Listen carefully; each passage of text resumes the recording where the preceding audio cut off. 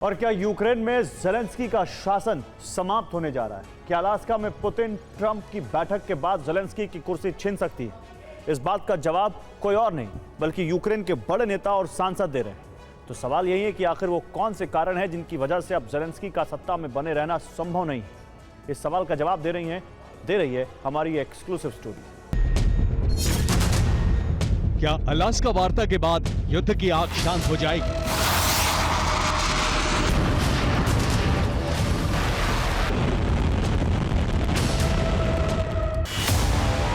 उससे भी बड़ा सवाल यह है कि क्या पुतिन ट्रंप की मुलाकात के बाद यूक्रेन में ज़ेलेंस्की का शासन समाप्त हो जाएगा?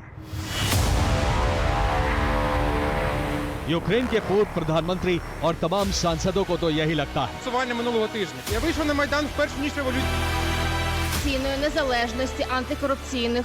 यूक्रेन में ज़ेलेंस्की की सरकार जा सकती है, इसका एक नहीं बल्कि कई कारण हैं।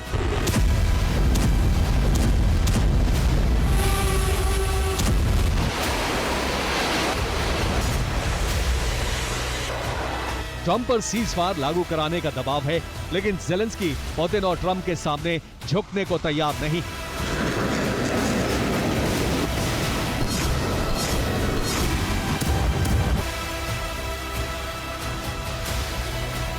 सुना आपने, ज़ेलेंस्की ऐलान कर रहे हैं कि वो ना तो रूस को अपनी जमीन देंगे और ना ही सरेंडर करेंगे। ऐसी स्थिति में ट्रंप ज़ेलेंस्की को सत्ता से हटाने का मिशन शुरू कर सकते हैं। ज़ेलेंस्की की सत्ता 3 कारणों से छिन सकती है।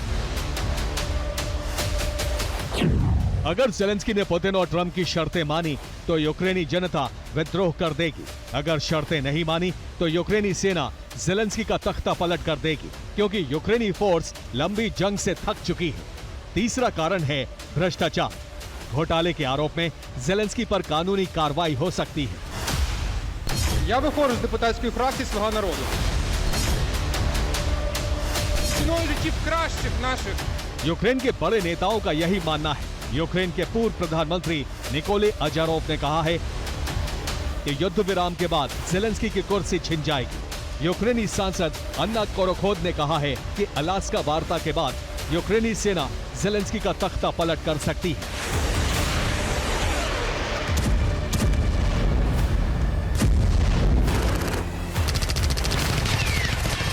इसका मतलब यह हुआ कि युद्ध विराम होता है तो भी और नहीं होता है तो भी ज़ेलेंस्की का शासन समाप्त होगा। इस बात की आशंका हर बीतते दिन के साथ बढ़ती जा रही है।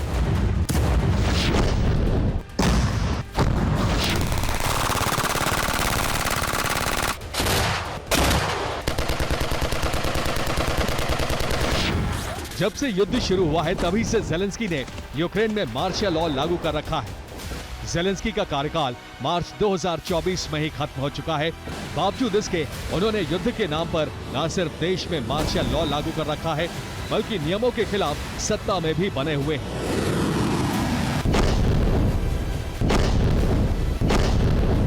ट्रंप कई बार सार्वजनिक रूप से कह चुके हैं कि ज़ेलेंस्की गैर कानूनी तरीके से सत्ता में बने हुए हैं। यूक्रेन में चुनाव होना चाहिए, लेकिन अब तक चुनाव नहीं करवाए गए हैं।